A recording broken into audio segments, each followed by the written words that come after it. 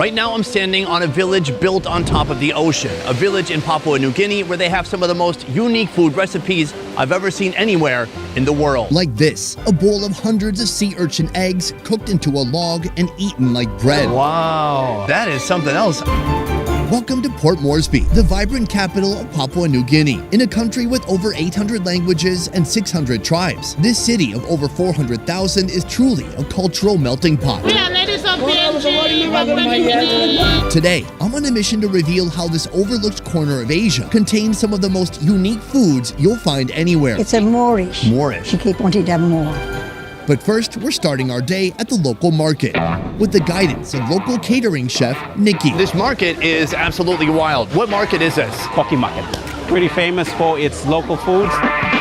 Located on the waterfront of Port Moresby, Koki Market is a vibrant hub where locals gather to buy and sell fresh seafood, produce, traditional goods, and a ton of different food. What I like about starting a country by going to a market is that you get a really intimate idea of what people are eating there. There's a lot of seafood, there's a lot of oil, and then there's this. It's a stuffed chicken neck. Oh my God. This delightfully bizarre dish begins with a slow build. Cabbages chopped, then carrots and garlic. Then flavor up the mix with Maggi seasoning cubes. Is this something you've tried before? This is my first time. I've actually never heard of this. Add oil to the veggies and mix it together with chopped chicken organs, including heart, liver, gizzard, and kidney. It's a wild idea, but I'm also wondering how come no one else thought of it before this moment. Do you feel appetized? Now stuff the organs and veggies into our vessel, the hollowed out neck of a chicken. It's an inventive meaty sausage that just happens to have a head on top, watching you while you watch it. So like when people are nervous and they say, I can feel like my heart pounding in my throat. This is it. Next, boil up a mixture of water, oil, coconut milk powder, chives, Maggi seasoning powder, and bell peppers. Finally, add the stuffed chicken necks and simmer until they're cooked through. It's good to have the head on. You know what animal it is. You know it's not some kind of fake factory meat made by Bill Gates. I think the best way to attack it is just right here. I see some color here. Like a chicken vampire. Oh, wow. Oh, I have so many emotions right now. That is greasy as heck. Super heavy. That's the liver. That's the bone. It's like a fish bone. I think the chicken was still eating. Maybe that's how the chicken died. Every organ has a little bit different feeling to it as you chew. But then there's like crispiness coming from some of the vegetables. The skin on the outside is kind of gelatinous, soft, a little slimy. In my wildest dreams, I would have never thought of capturing a chicken and stuffing it with its own guts. This is kind of some unique, inventive culinary mastery happening in a corner of a market, in a corner of the world that nobody knows. From what I understand, it sells out. It's quite popular here.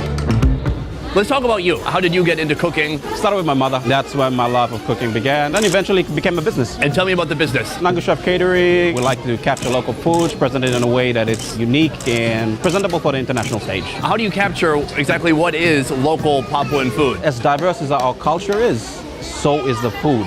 The foodscape of Papua New Guinea is influenced by its native produce, so you'll find potatoes and bananas almost everywhere, often cooked with fish, pork, or chicken, and flavored with local herbs and spices. Cooking methods include boiling, plenty of frying, grilling, and using hot stones to cook meat inside an earth oven known as the mumu. I do believe we'll be trying that, maybe not today, but eventually on this trip. But for now, why don't we take a look around the market and see what else we can find.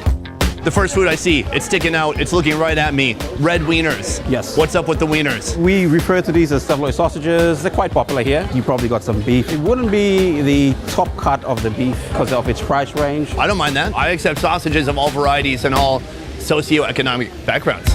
Right here we have fried bread. Think of this as a run and gun pancake. What you got is just flour, mix it through with some cold water and fry it through. That's it. And it's totally yummy. Let's move down a little bit. This is also a pancake, but it's in a different shape. Here we're looking at wheat flour. So the way they fry it through, it's got a more oval shape, hence why it comes out like this. Moving on. There's a lot of fish here, a lot of seafood. Is most of that from the ocean? Yep, we just got a reef just right out there. So just basically getting these products, this fish in is quite easy. Toss it through some oil and then you're good to go. Oh, yeah, this one right here. We refer to this as garlic. So I'm assuming it's some of your off-cut meats mixed in with garlic and then processed. It seems like the Papuan version of Spam. Something similar. We have this. It looked like she was just boiling bananas or plantains. We call it 2-minute banana because it takes 2 minutes to prepare. Sure. I've never thought of boiling a banana. What does that do? These, when you harvest them, they're not entirely ripe. You boil it for 2 minutes, it's going to be a bit soft. Oh, wow. That tastes like a potato. It's very starchy, soft, and almost like a mashed or steamed consistency. I like it. I'm glad you like it. Do you want me to just get that? This is a flour rice ball. They boil the rice, they season it. There's a bit of soy sauce going on in there. They pack it in a bowl, throw it in a batter, fry it up, and then you basically got this. Let's give it a shot.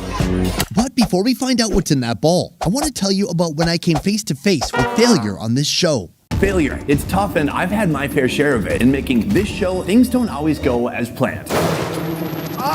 We've had to cancel shoots after months of hard work and preparation, and the disappointment that comes with seeing all that effort fall apart is brutal. Leading my team through those moments and finding the drive to keep going wasn't easy. But here's what I've learned. Failure can be the beginning of something even better.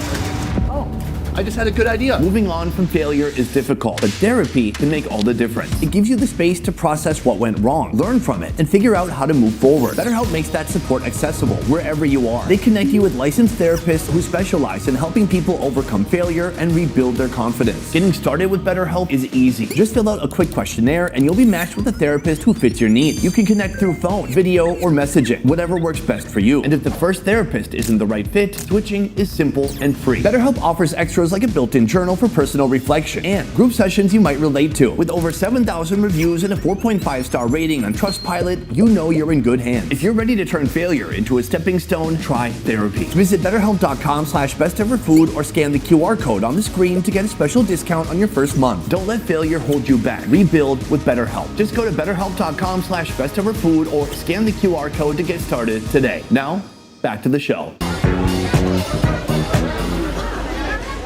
It's interesting. You're getting into something crunchy, and then you get to the soft rice. It's a comfort food. It's a comfort food. The most surprising thing, of course, it's been fried, but it's completely cold. Usually cold rice, it might be more kind of dried out, but since it's contained in this protective shell, it's cool and also moist, plus a little bit salty from that soy sauce. I think the better idea for this would be to have it when it's fresh, while the skin is all crispy. If that was an option, I would definitely do that.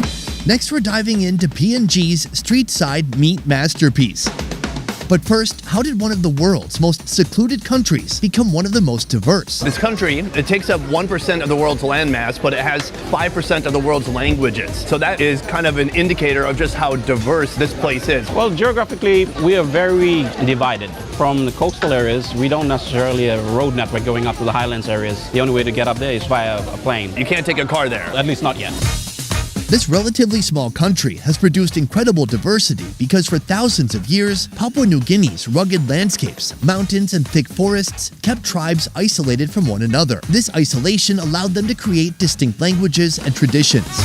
Soon we'll be headed to a coastal village to meet the original inhabitants of Port Moresby, who, despite being some of the poorest people in the country, dine on one of the most luxurious seafoods in the world. If you were somewhere like Japan, it would cost $1,000. But first, one more street food stop, and the most substantial meal available to grab and go in Port Moresby. I'm excited to try out some of your street food. I'm told it's some of the best in town. It's a food known as a lamb flap.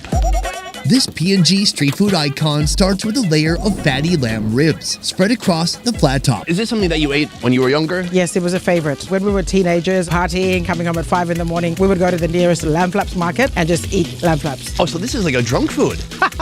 This fatty meat gets a spritz of soy sauce. Then it's seasoned with a load of turmeric powder, chili powder, salt, and curry powder. It's more better in chicken. It tastes very good. On the side, our chef chops tomatoes, carrots, and limes, then scatters them over the protein. What part of the sheep is the flap? When it's cooked, you know, it's got different layers of the fat, different layers of the meat. So it's like flapping on the grill. So it just flaps and then it separates, and then that's where the name flaps comes from. Sorry, I'm just getting emotional about the lamb flaps. Oh. Pile up the seasoned lamb to make space on the flat top, then add even more. Again, the lamb is sprayed, seasoned, and stacked until the flat top reaches full capacity. How did you get into the lamb flap making business? I watch people like to cook in the TV. I can try. Then I started to cook the lamb flap. So everybody liked the lamb flap. Said, hey, your lamb flap is very nice. Everybody came here. Some from overseas, like Australia Force, some member from parliament. Now, in an unconventional move, the chef covers the whole heaping pile with plastic bags and cardboard. This is sure to seal in the flavor, plus maybe add a bit extra too. You know, I thought it would look really cinematic to speak over the food, but the charcoal's on this side, and my eyes are right here. Sorry? No, don't be sorry. Once grilled to perfection, each lamb flap is served with cow or sweet potato, iceberg lettuce, a slice of cucumber, and a little extra soy sauce. It reminds me a little bit of southern barbecue in Texas. We have pork ribs, which look to be about the same size, and we also like them a bit soft, so maybe it's a little bit similar. Maybe our cultures are not so different. That's what I'm saying. We are united by food. Right now, we have an incredible meal before us. Joining my table, Caroline, co-owner of Primordial PNG Cultural Retreat, and Simon. He works for PNG's tourism board. Thank you for joining me for this meal. Thank you. Thank you. This is a unique food for a couple of reasons. He covered everything with cardboard. I get that. You want to keep all the heat and moisture inside to make it soft. But before that, he covered it in plastic. How do you feel about the plastic? Is it It doesn't add to the flavor. I know. So you're starting with the lettuce. You put it in the lettuce, you're making a wrap. Little Korean barbecue. The lamb looks nice. It's greasy, soft, meaty. The greasier, the better. Cheers.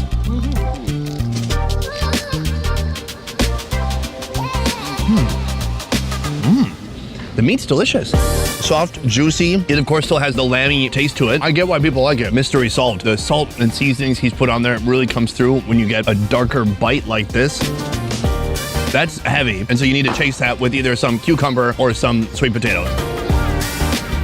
It's sweet, it's starchy, it's steamed perfectly, and the first thing I notice is the color is so different from a typical kind of orangey sweet potato that I'd be used to seeing. Why do you think this is so cheap compared to other cuts of meat? Majority of lamb flaps is all imported from New Zealand. Imported to me seems like it'd be more expensive. There's a lot of freezers selling lamb flaps. That's why there's competition, so a lot of prices come down. From here, we're going to a completely different neighborhood where they're eating food unlike anywhere else in Papua New Guinea.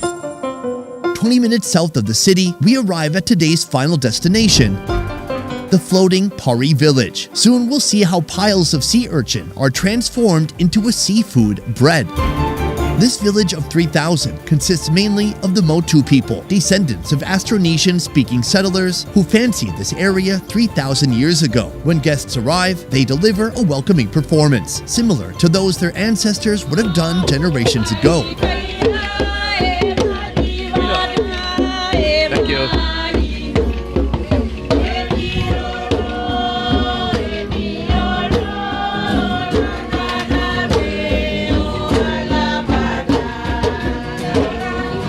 To cap off the welcoming performance, a welcoming food. A treat that begins with the smashing of bananas. Mix in sago, a powder made by extracting the starchy pith from the sago palm. Wrap this yellow goo in banana leaves, then boil it for 15 minutes. In the meantime, coconuts are scraped, then squeezed, extracting their white, silky coconut milk. Strain the pulp, then boil it.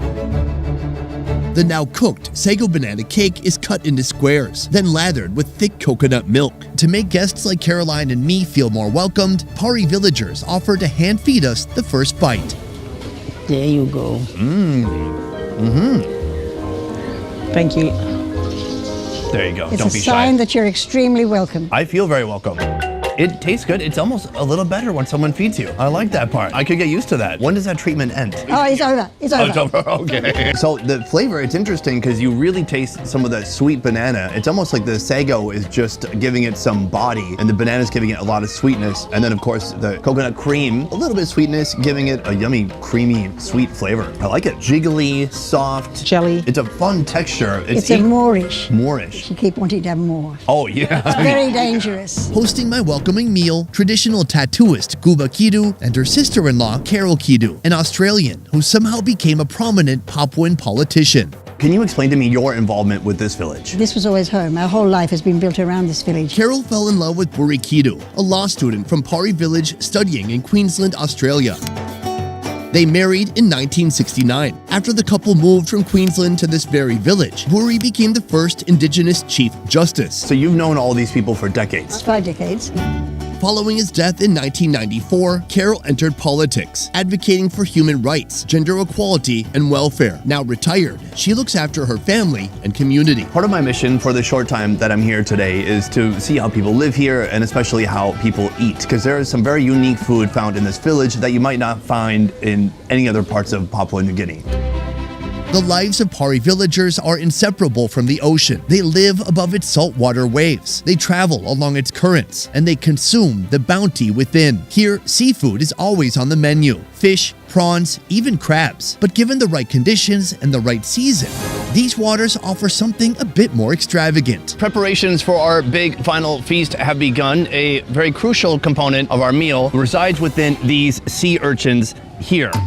The edible roe of these sea urchins is considered a delicacy for many around the world. Costing up to hundreds of dollars per pound, they're typically used in small amounts for high-end dishes. You're going in by hand, diving for the sea urchins. In one go, how many sea urchins are you collecting? It's about 300. That's a lot. But the way sea urchins are used here in Pari is something like you've never seen before, including a recipe that requires an entire gloopy bowl of sea urchin roe. So she takes the sea urchin right here. She kind of chops around the crown of it, takes the top half off, and then she peels inside. There's the bitter guts. She removes that, gives it a bit of a rinse in the pot here. And this, Carol, of course, is The eggs. Do you want to try it raw? well, ooh, I don't know. It's so sulfury. Do you want to try some? Oh, wow, that's a big bite. Rich. Sweet. Ooh, it is so fatty. It's almost like eating an egg yolk, but even more rich and briny. From here, we're gonna scoop the eggs out of the remaining sea urchins and then cook these up and try them out.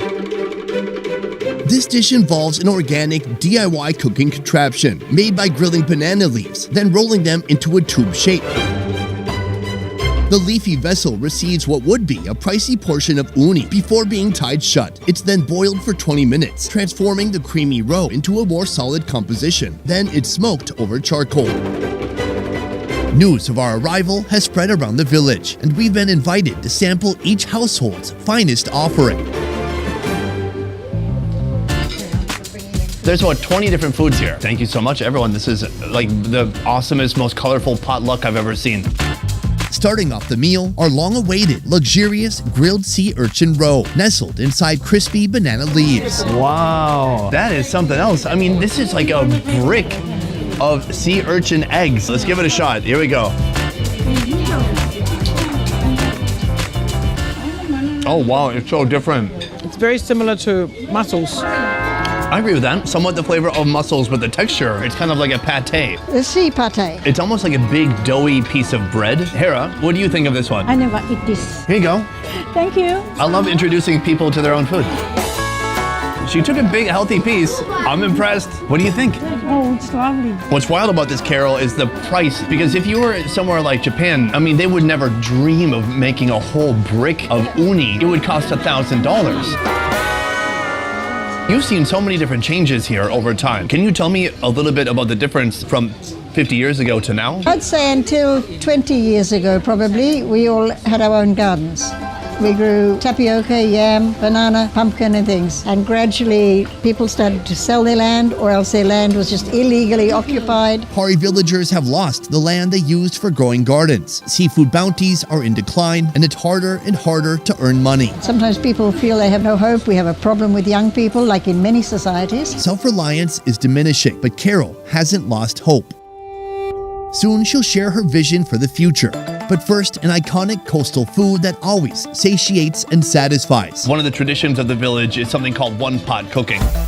One-pot cooking is a lively tradition where everything from hearty root vegetables to fresh fish are tossed into a single pot over an open fire, conjuring up a smoke-filled celebration. Today, our pot is filled with pumpkin, sweet potato, banana, cassava, and a thick tuna steak. Cover it with leaf and cook it. You just add, and wait. Just wait. This looks like a big, giant piece of tuna. Is that right? Yes. Caught freshly this morning. All right, I want to try this. This is a taro right here.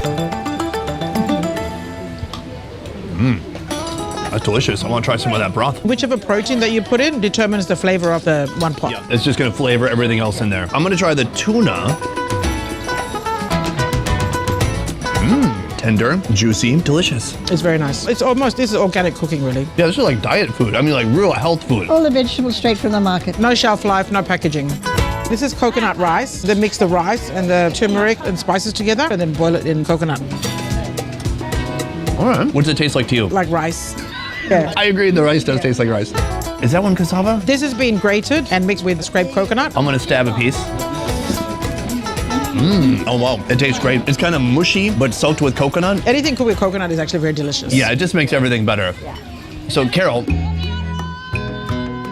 when we first got here today, there was kind of a impromptu performance, something to maybe honor some aspects of the culture in the past. Is that a possible revenue source for folks here? This is why I agreed, yes, he can come, because I thought, it might give the family some concept that cultural tourism could be a way of earning some money. What do you think is the way forward for the people here? I think very much the solution is in the community, because the community is the basis of PNG society. Nurturing communities through the changes we're going through is a very difficult thing, and so it'll need a lot of real government focus on it. What is your hope for your village here, maybe 5 years from now? 5 years is too short. I'd say 10 years. We just got to keep working with the children, the young people. I think we've almost lost a generation right throughout this country. We've got to really make them proud of who they were, what they're becoming, and give some purpose in their life. Dame Carol, Caroline, everybody, thank you so much.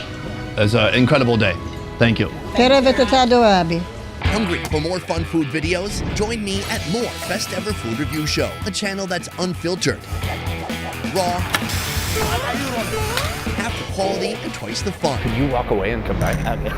Oh, look, the server. Subscribe now and you probably won't regret it. Dying. You look miserable on the camera. I am miserable. If you hadn't met him, I would have been in Australia. Boring. I guess because of some of my work in politics, I was made Dame Commander of the British Empire. I'm just a food expert, but it's not a real certification or anything. I just made it up. Not so far from here, the Philippines. Wait, is that far from here? I have no idea where I am.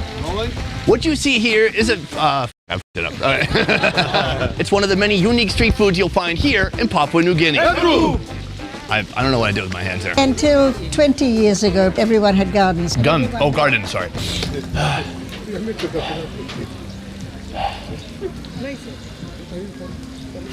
Boom, guys, that is the end of this video. Video number 1 in Papua New Guinea. This is just a taste of what's to come, because from here, it's about to get really wild. Before we go, I want to say a huge thank you to Travis and PNG Experience for managing and planning logistics for this trip. PNG Experience offers intimate tour experiences, connecting you with the people and culture of Papua New Guinea. From kayaking through rolling surf breaks, savoring mouth-watering local seafood, or discovering the lost relics of World War II, there's a tour for every traveler. Thanks also to the Papua New Guinea Tourism Promotion Authority and Air New Guinea, the national airline of Papua New Guinea. Featured in this episode, Nangu Chef, who does catering all around Port Moresby. You can find him on Instagram. And Caroline. Learn more about her tour company on her TikTok. Otherwise, guys, that is it for this one. Thank you so much for watching. I will see you next time.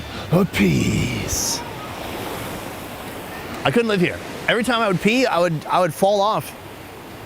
And then I would still pee. But I would fall off. It would be a big issue.